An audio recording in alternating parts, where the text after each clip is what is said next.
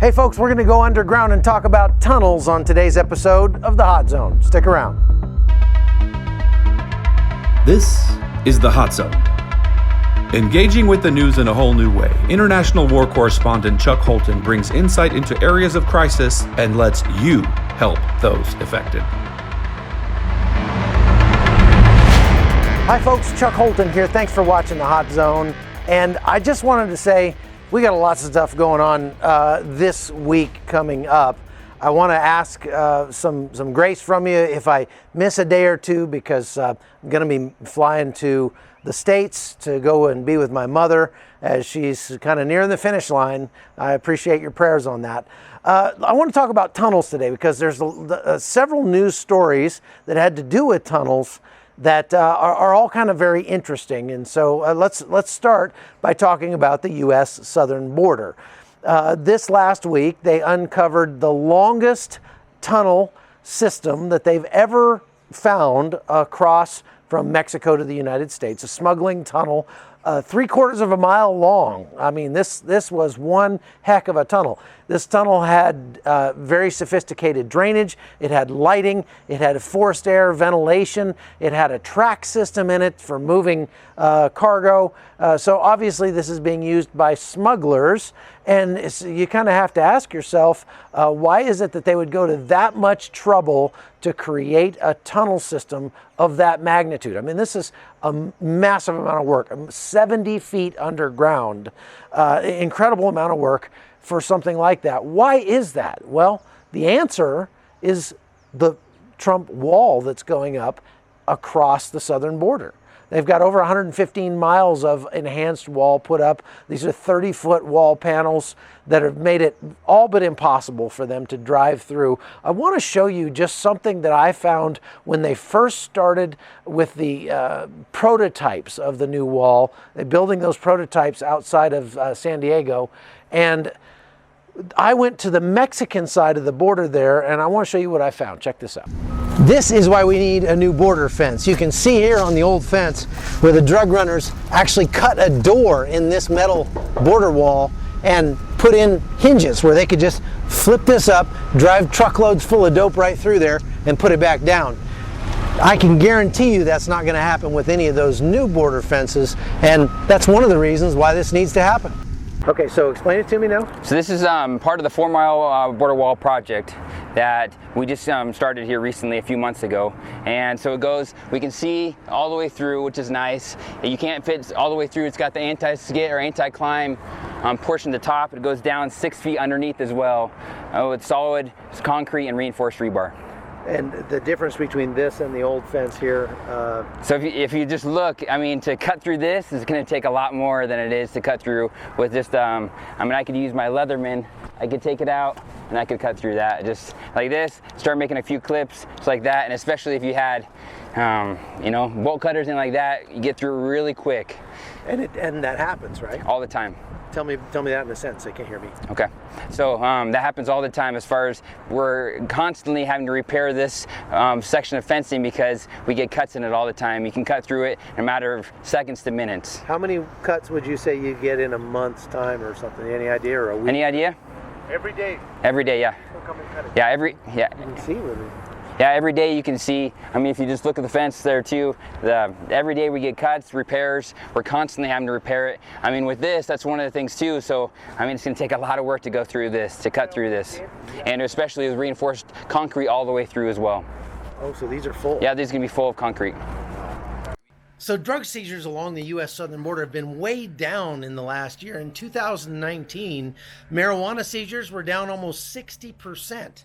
Now, cocaine seizures were down about 30%, methamphetamines were down 25%, and fentanyl seizures were down 60%. And we've seen a lot of creative ways that smugglers try to get drugs across the border.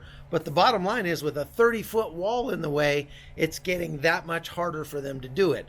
They used to try to put ramps up and over the fence. They would try to cut the fence and move it, like I showed you a minute ago. And here's what the Border Patrol officials had to say about this tunnel that they just found. Check this out. Yeah, as far as the initial discovery was on the United States side. with a combination of a lot of intelligence gathering and technologies that we're able to use. And then with the help of Mexico, we were able to exact a location of the tunnel itself. The sacks and the dirt filled back into the hole, and a lot of the direction of the actual tunnel itself, with help from Mexico, helped us track back into the U.S. where we likely think it would have exited. These are probably the darkest times that we've seen as an agency as far as the deadliness of the drugs. We know that fentanyl is in almost all the heroin trafficking across the border from Mexico into the United States. And we know that methamphetamine is still a major killer in our area of the country, in Southern California. So yeah, I have no doubt that if drugs were smuggled in this tunnel, that it was heroin laced with fentanyl. I would. That's a 99 percentile answer on that. So this last tunnel that they found crossing from Tijuana, an industrial zone on the Mexican side of the border, across into the San Diego area, has now been shut down. But that doesn't mean that the smugglers will stop trying. Obviously, they have a very lucrative market in the United States. But the bottom line is the Trump administration's policies and their doggedness at putting up a wall on the U.S. southern border is having an effect, not just on the drugs, but it's also having a major effect on the number of migrants that come across. Just the simple fact, not that the wall is complete, it's not complete by any stretch, but you have to understand that the migrants that are making that risk calculation of saying, should I leave my home country and try to make it to the United States to get a better job? And we've shown over and over again, that is the majority of these migrants. They're not coming because they're persecuted. They're coming because they're looking for a better job. So when they're making that value calculation, if they think, man, the U.S. is really dead set against letting us get in, they're making it very hard for us to get in. That functions as a deterrent. It saves lives. It keeps the cartels and the criminal organizations from making a ton of money off of these migrants. It keeps people from being robbed and raped and murdered along the way. So it's just good all the way around. It's not just good for America. It's also good for those migrants who would definitely suffer along the way. And that's why it's so important to put up a wall. Because, you know, the president's policies will change with the next president, whoever that happens to be. But the wall will stand the test of time. When the wall is in place, that wall is going to stand there for 100 years or more. And it's hard to imagine that anybody would go to the trouble of tearing down that wall once it gets put up. So every mile of fence that gets put up is a win for America. It's also a win for Central America because it's going to force those people to stay home and make themselves a better life rather than coming to try to take advantage of the better programs and better jobs. And like I've said before on this podcast, many of them they're believing a lie. That lie is that all I need is a little bit more money and my life will be perfect. All my problems will go away. They live in a place where there's very little stress, very little crime. There's a lot of poverty, but they have their family around. They have a year-round growing season. They have no taxes to pay. And, just getting yourself a bigger house, they don't understand. You come to the United States, your taxes go through the roof. It's, your electric bill is $300 or $400 a month. It costs $8 for a cup of coffee. They don't get all that stuff. They don't understand that. And actually, when I was in Tapachula, Mexico, just a week or two ago, and I was talking with these migrants, I was explaining to them the cost of living in the United States. And I actually had a couple of Haitians say to me, wow, you've kind of made me think twice about whether I actually want to go to the U.S.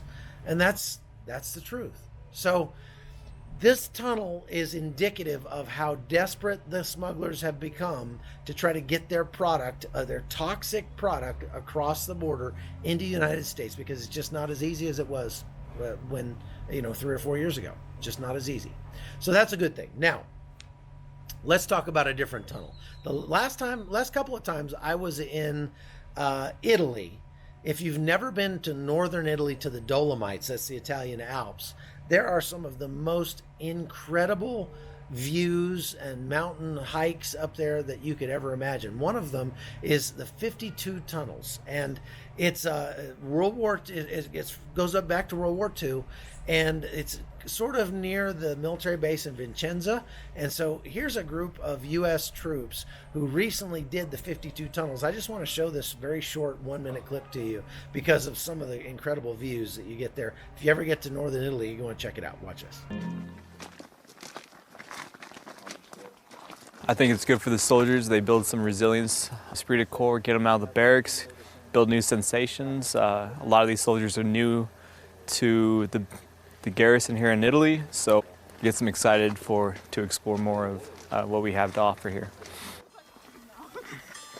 Because if they have to come back from this trail, More or less, I was looking more at the history part of it. 100 years ago, you had the Italians building this to support their lines and in the war against the Austro-Hungarians. And I'm a true believer that if we fail to learn our history, that we're condemned to repeat it.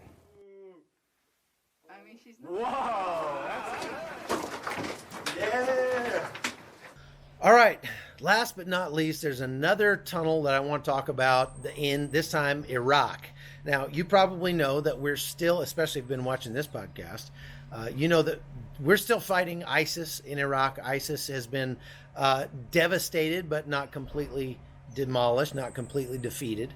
And so ISIS is still active in Iraq, and we still have U.S. troops over there that are fighting ISIS, albeit virtually, almost exclusively from the air. We really don't have troops that are fighting them on the ground, except for just a very limited number of special operations guys. Suffice it to say, we took a big bite out of what was left of ISIS in the last couple of weeks when the coalition found a 1,300 foot tunnel in Nineveh province, and this is what we did with that tunnel system. Kaboom! We took that tunnel system right out. We're going to keep taking the fight to ISIS as long as necessary, I hope, until they are completely defeated. And you don't defeat, it's not an organization as so much as it is an idea, so much as it is an ideology. And you don't defeat an ideology militarily. You can definitely knock them back and make them less capable of reaching out and hurting people in other countries, hurting people around them. But the only way to defeat an ideology is with a better ideology. And that's why I think it's so important that we really ought to be sending missionaries to Iraq if we want to really end this. And I've met a couple of missionaries in Iraq. I did actually a fantastic story about one missionary couple who started a church in northern Iraq, and they are seeing tons and tons of Muslims coming to their church. And not all of them have converted yet, but they're seeking because ISIS has made them rethink their own faith. These Muslims are saying, you know what, if that is what Islam is all about, if ISIS represents Islam, then I don't want to have anything to do with it. I want something better. And you know what? Good on them. This couple has started a Friday church in northern Iraq, and they're doing a great job of bringing the gospel into some of the darkest places on the planet. I really enjoyed my time there talking to them, and I'd like to show you a little more of that video, but they don't really want me to tell too much about who they are or where they are, and I understand that because of the security sensitivities in that area. So we'll leave it at that. That's all we've got for the Hot Zone today, folks. Thanks for watching, and I appreciate you being a part of it. Please share it with your friends and like and share on Facebook, on YouTube. Thanks for being a part of the Hot Zone. We'll be back again soon. The Hot Zone is produced by Amy Holton and Livefire Media. Copyright 2019.